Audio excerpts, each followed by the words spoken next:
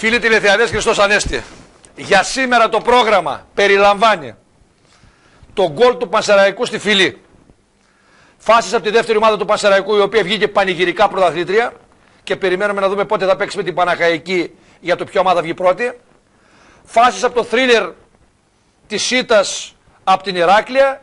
Έχουμε φάσεις από την Καλαμαριά Γάζορος, άδικη ήττα στα τελευταία λεπτά. Φυσικά θα δούμε και τους πανηγυρισμούς και δηλώσεις των πρωταγωνιστών, γιατί σήμερα η Ροδόπολη κέρδισε και από τις 20 Μαΐου συνεχίζει και συνεχίζει τα μπαράζ για την άνοδο στη Δέλτα Εθνική. Όμως, από τη Δέλτα Εθνική μια ομάδα μας, ο Εθνικός Σιδηροκάστρο, και φάσεις από τη Ζήχνη θα δούμε το 0-1, το άδικο 0-1. Όμως ο Εθνικός Σιδηροκάστρο, φάσεις δεν δούμε το Σιδηροκάστρο, αντί για φάσεις, σας έφερα τον προπονητή της ομάδας εδώ να τον δείτε. Καλησπέρα κύριε Γάδο. Καλησπέρα. Αλλά τον έφερα επειδή είχαμε τάξει ότι όποια ομάδα βγαίνει πρώτη, και όχι μαθηματικά, δεν είμαστε μαθηματικά πρώτοι, έτσι. Έναν βαθμό θέλουμε με προϋπόθεση να κερδίσουμε. Βλέπω κάμισο. Να μπερδεύσουμε τον κόσμο. Για τον Εθνικό Σιδηροκάστρο τα κάνουμε όλα. Λοιπόν, δεν είμαστε βγαλμένοι δηλαδή ακόμη μαθηματικά. Γιατί τι έχουμε, για τον Εθνικό Σιδηροκάστρο λοιπόν τον έχουμε εδώ. Το πολιτικό δεν ισχύει σε εμάς, σας είπα και προχθές. Αλλά χαίρομαι που ένας άνθρωπος του ποδοσφαίρου είναι υποψήφιος. Σας είπα και την προηγούμενη εβδομάδα, ο χώρος του ποδοσφαίρου είναι πολύ δυνατός και θα αποδειχθεί στην πορεία. Λοιπόν, εδώ όμως τον έχουμε καλεσμένο σαν Εθνικό Σιδηροκάστρο να μας πει τη μαγική συνταγή, γιατί εγώ λέω πολλά και διάφορα κατά την διάρκεια των εκπομπών. Έχουμε τον πρωταγωνιστή, ο οποίος θα μας πει 5 πράγματα για τον Εθνικό Σιδηροκάστρο και όλα τα σχετικά. Το τελικό σκορ το είδε σήμερα ή πήγε στην ομιλία? Στο πρώτο ημίχρονο, μετά το 5-0, από τη στιγμή που διασφαλίστηκε η νίκη της ομάδος. Το 5-0 ήταν σίγουροι, γιατί με το 5-0 είμαστε σίγουροι δηλαδή? Το ημίχρονο, ναι. Πιστεύω ότι δεν θα μπορούσε να ανατραπεί το σκορ. Όπως ξέρεις, υπάρχουν και άλλες υποχρεώσεις σε αυτό το διάστημα λόγω της συμμετοχής μου στις διαδικασίες των εκλογών και έπρεπε να παραβρεθώ στη Θεσσαλονίκη που θα μιλούσε ο Βαγγέλης Βενιζέλος και να παρουσιαστούν. Παρουσιάστηκε συγχύηση, παρουσίασα. Να παρουσιαστούν οι υποψήφοι όχι, σαν υποψήφιο βουλευτή του νομού Σερών με του Πασόκ και έπρεπε να παρουσιαστούμε οι υποψήφοι της Κεντρικής Μακεδονίας. Και κατόπιν παρευρέθηκαν και στην εκπομπή σας. Πρόλαβες και ήρθες. Έχεις καλή τακτική, τα προλαβαίνεις όλα. Λοιπόν, αυτό είναι καλό. Νίκο, ναι. Μιλάμε για καλή τακτική, αλλά θέλω για το θαύμα του Σιδηροκάστρου, γιατί 2 χρονιές, 2 κατηγορίες, είναι πολύ σημαντικό πώς ακριβώς επιτεύχθηκε αυτό. Εγώ λέω πολλά και διάφορα κατά τις εκπομπές. Το να τα ακούσουμε από τον πρωταγωνιστή είναι καλύτερα. Η ομάδα ξεκίνησε πριν 3 χρόνια, Τάκη. Τίποτα δεν είναι τυχαίο. Πριν 3 χρόνια, τότε που χάσατε από την κίνηση στο ναι, και δεν μπορέσαμε για ένα γκολ να πάμε στον τελικό. Ναι, ναι. Και η επιτυχία της ομάδος στα 3 χρόνια έγκυται στο γεγονός ότι της ομάδος ηγούνται παιδιά τα οποία είναι άξια συγχαρητηρίων, παιδιά τα οποία ήταν κοντά στην ομάδα,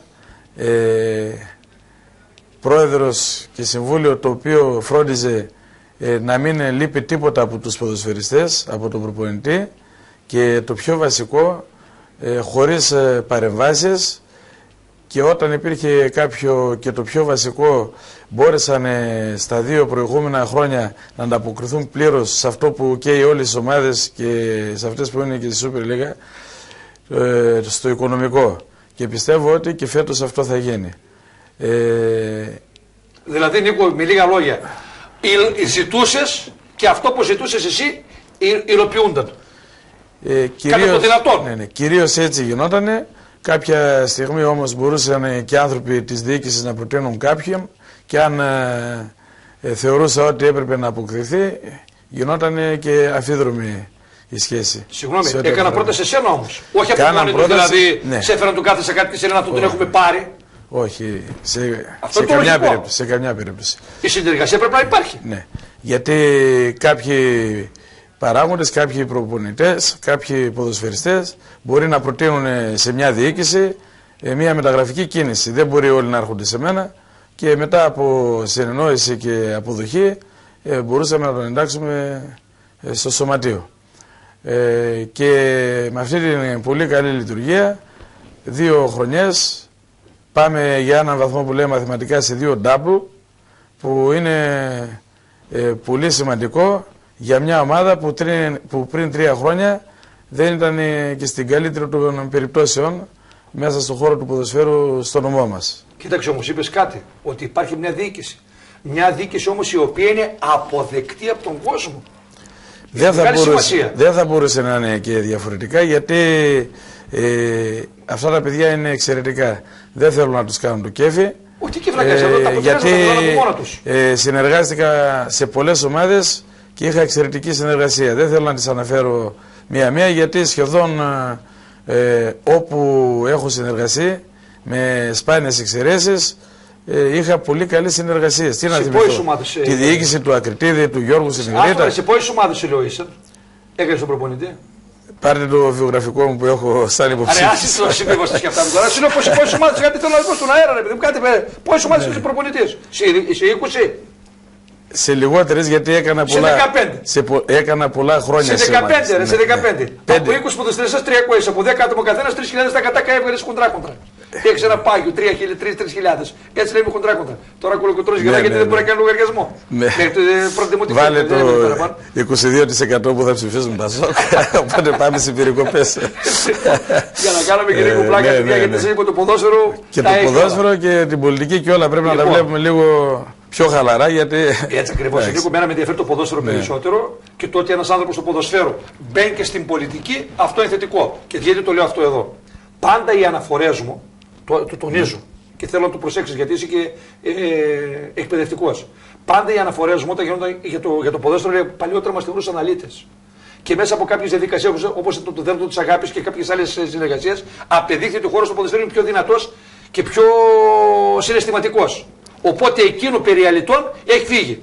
Και όταν βλέπουμε έναν άνθρωπο δικό μας να μπαίνει και στον πολιτικό στίβο, είναι ό,τι καλύτερο για μας. Έτσι πιστεύω εγώ προσωπικά, σαν Βάβαρης. Μπορεί κάποιοι να έχουν αντιρρήσει. Αυτό δεν μας απασχολεί. Εγώ λέω όμως και κάτι διαφορετικό. Ότι πολλές φορές όμως λέμε τα παιδιά να τα στρέψουμε στον αθλητισμό για να μην είναι αλήτες. Όχι ότι αυτοί που ασχολούνται.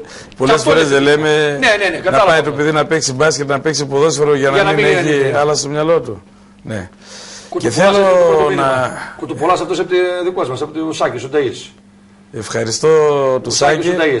Καλή επιτυχία τώρα σε λέει, καλή επιτυχία και τι λέει τώρα για την ομάδα του Σιδηροκάστου, στη ΓΑΜΑ Εθνική. Γιατί από τώρα πρέπει να σκέφτεσαι και τις μεταγραφές. Ναι. Δεν ξέρω να του διευκρινίσει. Με το Σάκη είχαμε καλή συνεργασία και με τα παιδιά στην Τερπνή και πιστεύω ότι κάναμε μια εξαιρετική πορεία. Πήγαμε σε έναν τελικό που δεν μας βγήκε το παιχνίδι. Αλλά το ότι η ομάδα της Ασπίδας έφτασε στον τελικό ήταν πολύ σημαντικό. Ήταν πολύ σημαντικό. Νίκο, στο ποδόσφαιρο τώρα το δικό μας εδώ, έτσι, γενικά, σαν Σιδηρόκαστρο βλέπεις ότι υλοποιήθηκαν κάποια πράγματα. Έτσι. Πώς βλέπεις το σεραϊκό ποδόσφαιρο?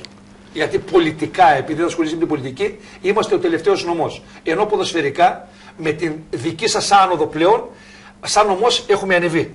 Ανεβαίνουμε σκαλοπάτια. Είμαστε πρώτοι σε όλο το τέτοιο. Γι' αυτό ακριβώς θέλω εκεί πάνω να μιλήσουμε. Εάν βάλουμε προϋποθέσεις πως υπάρχει δυνατότητα και ο Πανσεραϊκός να αλλάξει κατηγορία. Γι' αυτό είναι το πιο ιδανικό. Και ο νομός έχει μια ομάδα σε εκείνη την κατηγορία. Να υποσχεθούμε δηλαδή. Μια στη Β' Εθνική που είναι ο Γάζος, ο οποίος 99% είναι στη Β' Εθνική, άσχετα μα έχασε σήμερα. Ναι. Εσείς στη Γ' Εθνική. Και περιμένουμε την παραμονή της Ηράκλειας, γιατί η αναγέννηση σήμερα. Ο Γάζαρος, αν είναι στη Β' Εθνική. Είναι με 4 μάτς υπόλοιπο. 3 μες στην έδρα. Και 4 βαθμούς μπροστά. Το ευχόμαστε αυτό έτσι κι αλλιώς. Από εκεί και πέρα η Ηράκλεια να παραμείνει. Τώρα δεν ξέρω μετά τα αποτελέσματα τα σημερινά, γιατί δεν τα γνωρίζω. Η ομάδα του Οδυσσέα πρέπει να είναι σε δύσκολη θέση. Δεν ξέρω, έτσι έχω την αίσθηση. Γιατί αυτό το παιχνίδι δεν έπρεπε να το χάσει. Εάν πούμε ότι και η Ζίχνη δεν νομίζω να έχει πρόβλημα, θα βρει τα βήματά της. Κοίταξε, η Ζίχνη πάει στους Πιερείς και έχει εντός έδρας Αριανά και Χιλή. Μπράβο, ναι. Οπότε λέμε ότι φυσιολογικά. Θεωρώ ότι δεν θα έχει πρόβλημα η Ζίχνη. Γιατί παίζει καλό ποδόσφαιρο. Θα βοηθήσουμε κι εμείς αυτή την κατεύθυνση. Παίζοντας παιχνίδια με αντιπάλους που το λέω και το εννοώ αυτό, για αυτούς που με ξέρουν, ότι κάτι όταν λέω το εννοώ. Κοινωνική θα πολιτική. Παίξουμε δηλαδή τα παιχνίδια για να αποτρέψουμε κάθε κίνδυνο που μπορεί να διατρέξει η ομάδα του Μέγα Αλέξανδρου. Θα παίξουμε με τις ομάδες που είναι στα ίδια για να τις κερδίσουμε. Αυτό το υπόσχομαι μέσα από την εκπομπή σας. Λοιπόν. Οπότε όταν μιλάμε για μια ομάδα στη Β, μια ομάδα στην Α, στη Γ, στη Δ, είναι σημαντικό για το νομό που έχει. Δεν νομίζω να υπάρχει προηγούμενο σε άλλο νομό στη χώρα.